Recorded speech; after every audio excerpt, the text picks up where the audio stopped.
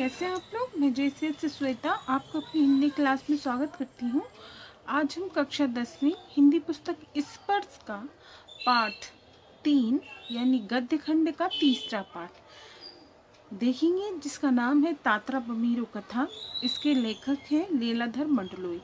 तो पहले हम लीलाधर मंडलोई जी का जीवन परिचय पढ़ेंगे, उसके बाद पाठ में क्या है ये जानेंगे, उसके बाद हम पाठ का सार देखेंगे। तो चलिए सबसे पहले हम लेखक का जीवन परिचय पढ़ते हैं।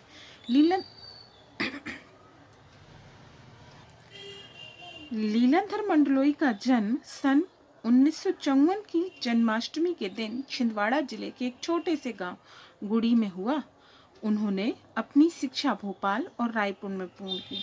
लीलाधर मंडलोई को सन 1987 यानी कि 1987 में कॉमनवेल्थ रिलेशंस ट्रस्ट लंदन ने रेडियो टेलीविजन प्रसारण की उच्च शिक्षा के लिए आमंत्रित किया। शिक्षा प्राप्त कर मंडलोई भारत लौट आए और वर्तमान में वे प्रसार भारती में दूरदर्शन के महानिदेशक के पद पर कार्यरत हैं। लीलाधर मंडलोई वास्तविक अर्थ में एक कवि हैं। उनकी कविताओं में छत्तीसगढ़ अंचल की बोली की मिठास और वहां के जनजीवन का सचित्र चित्रण है।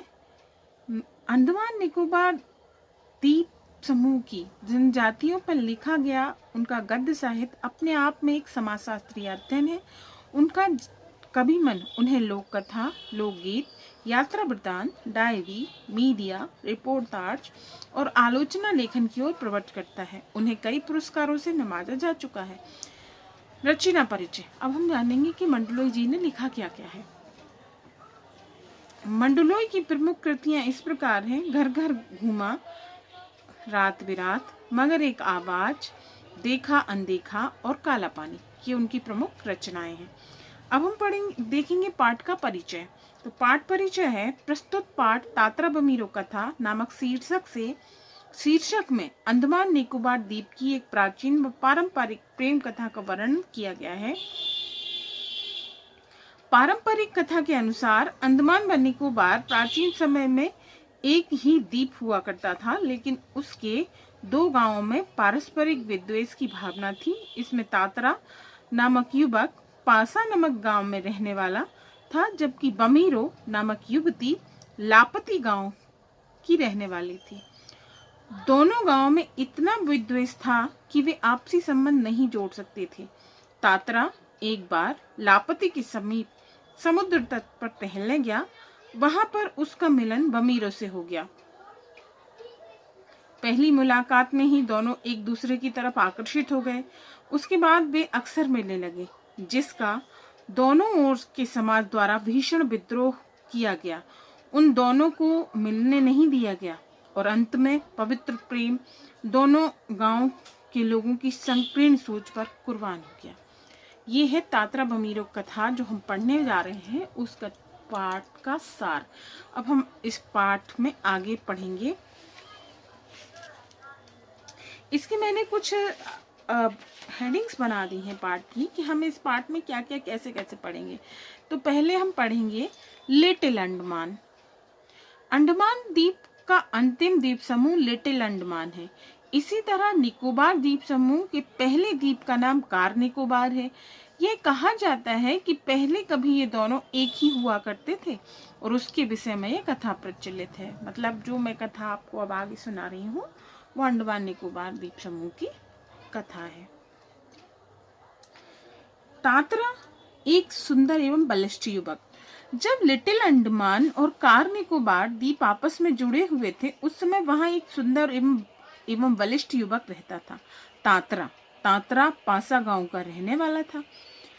वह बहुत अच्छे स्वभाव का था और मुसीबत में सबके काम आता था। यही कारण है कि उसे सभी लोग आदर व सम्मान की दृष्टि से देखते थे तथा उसे अपने पारिवारिक और सामाजिक कामों में बुलाया करते थे।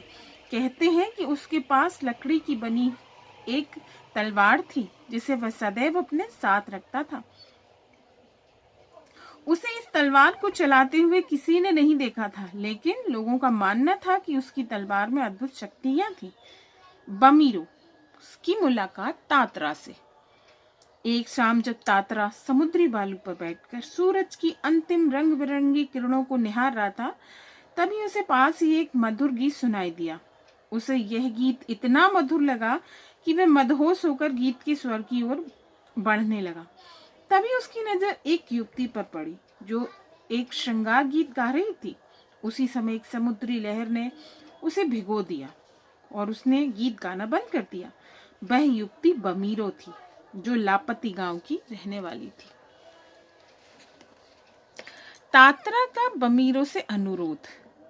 गीत रुकते ही तात्रा बेचैन हो गया और उसने बमीरो से पूछा कि उसने गीत गाना क्यों बंद कर दिया।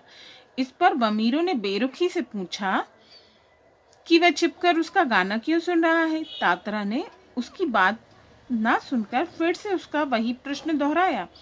इस प्रकार कई बार बमीरो ने उसकी बेरुखी से बात की और तात्रा उससे गीत गाने का अनुरोध करता रहा। अंत में बमीरो ने उससे पूछा कि क्या वह इस गांव का नियम नहीं जानता जो बार बार गीत गाने के लिए कहे जा रहा है। यह कहकर वह वापस जाने लगी तो तात्रा उससे गिड़गिड़ाते हुए बोला कि वह उसे माफ कर दे, क्योंकि वह उसे देखकर विचलित हो गया था। उसने बमीरो से उसका नाम पूछा। बमीरो ने अपना नाम बताया तो तात्रा को ऐसा लगा मानो उसके कानों में किसी ने रस घोल दिया हो। उसने बमीरो से अगले दिन फिर इसी स्थान पर आने को कहा तो बमीरो अनमने मन से नहीं कहकर अपने गांव की ओर वापस भागी। इसके बाद तात्रा ने उसे अपना नाम बताया और कहा कि कल वह इसी स्थान पर उसकी प्रतीक्षा करेगा। बमीरो की बेचैनी। बमीरो पर तात्रा का प्रभाव जम चुका था। उसकी आंखों के सामने बार बार तात्रा का चेहरा आ जाता। उसने तात्रा के विषय में बहुत सी बातें सुनी थी, किंतु वह उसे उन सब बातों से अलग लगा। उसने तात्रा ऐसा युवक लगा जिसके विषय में उसने अपने जीवन साथी के रूप में कल्पना की थी, किंतु परेशानी यह थी कि वह उसके गांव का नहीं था और गांव का यह नियम था कि किसी बाहरी युवक का विवाह गांव की युवती से नहीं हो सकता। इसी कारण वह निराश हो गई और उसे भूलने की कोशिश करने लगी। तात्रा बमीरो का पुनर्मिलन। तात्रा और बमीरो दोनों एक दूसरे से मिलने के लिए को बेचैन थे, इसीलिए उनका समय काटना कठिन हो गया। अगले दिन जैसे ही शाम हुई, तात्रा उसी स्थान पर पहुंच गया और बमीरो को ढूंढने लगा जहां वह उसे कल मिली थी। अचानक उसने नारियल के पेड़ों में बमीरो की छाया को देखा, जो छिपते छिपाते उससे मिलने आई थी। दोनों एक दूसरे को चुपचाप एकटक देखते रहे। तात्रा बमीरो की मुलाकात का भेद खुला। अब रोज ही दोनों उस स्थान पर मिलने लगे। दोनों एक दूसरे को देखते रहते, एक भी शब्द नहीं कहते। एक दिन लापती के कुछ युवकों ने दोनों को एक साथ देख लिया और यह बात सारे गांव में फैल गई। दोनों को उनके गांव वालों ने समझाया कि दोनों अलग अलग गांव के हैं, अतः दोनों का संबंध संभव नहीं है। परंतु दोनों पर गांव वालों की बातों का कुछ असर नहीं हुआ और वे इसी प्रकार समुद्र के किनारे रोज मिलते रहे। बमीरो के अपमान पर तात्रा की प्रतिक्रिया। कुछ समय बाद पासा गांव में पशु पर्व का आयोजन हुआ। इस पर्व में पशुओं का प्रदर्शन और पशुओं एवं युवकों के बीच शक्ति प्रदर्शन, उत्सव, नृत्य, भोजन आदि का आयोजन होता था, किंतु तात्रा यहाँ भी बमीरो को ही तलाशता रहा। अचानक उसे लगा कि कोई उसे नारियल के झुरमुट से देख रहा है। यह बमीरो थी। वह तात्रा को देखकर जोर से रो पड़ी और धीरे धीरे उसके रोने का स्वर ऊंचा होता गया। उसके रोने की आवाज सुनकर बमीरो की माँ वहां आ गई और उसने तात्रा का बहुत अपमान किया। तात्रा से यह सहन नहीं हुआ। उसने क्रोध में आकर अपनी लकड़ी की तलवार निकाली और उसे पूरी शक्ति के साथ धरती में गाड़ दिया। इसके बाद वह उसे खींचते खींचते दूर तक चला गया। तलवार को जमीन में गाड़े हुए वह द्वीप के अंतिम छोर तक पहुंच गया। धरती में दरार। जहां तक तात्रा की तलवार धरती में लगी थी, वहीं से धरती के दो भाग हो गए। अब तात्रा एक ओर खड़ा था और बमीरो दूसरी ओर। यह दृश्य देखकर वह चिल्ला पड़ी, तात्रा तात्रा तात्रा। अब तक धरती में दरार पड़ चुकी थी और तात्रा जिस भाग पर खड़ा था वह भाग धरती में धंसने लगा। अचानक उसे होश आया और उसने छलांग लगाकर दूसरे सिरे को पकड़ने की कोशिश की, किंतु उसकी यह कोशिश सफल नहीं हो सकी और वह समुद्र की ओर फिसलने लगा। इस समय उसके मुंह से एक ही शब्द निकला, वह था बमीरो। इसी तरह बमीरो भी उसका नाम सुन पुकार रही थी। तात्रा लहूलुहान होकर अचेत हो गया। वह कटे हुए द्वीप के अंतिम भूखंड पर पड़ा था और जो कभी अभी तक दूसरे भाग से संयोगवश जुड़ा हुआ था। तात्रा बमीरो का अंत। तात्रा बहता हुआ कहाँ गया और उसका क्या हुआ यह कोई नहीं जानता। दूसरी ओर बमीरो तात्रा का वियोग सहन कर पाने में असमर्थ हो चुकी थी। वह रोज उसी स्थान पर जाती और तात्रा को ढूंढती। उसने खाने पीना छोड़ दिया और अपने परिवार से अलग हो गई। लोगों ने उसे ढूंढने की कोशिश की लेकिन वे असफल रहे। तात्रा बमीरो कथा का प्रभाव। आज दोनों ही नहीं है, लेकिन उनकी यह प्रेम कथा घर घर में सुनाई जाती है। निकोबार के लोगों का मत है कि तात्रा की तलवार से कार निकोबार के जो टुकड़े हुए उसका दूसरा हिस्सा लिटिल अंडमान है और जो कार निकोबार से 96 किलोमीटर दूरी पर है।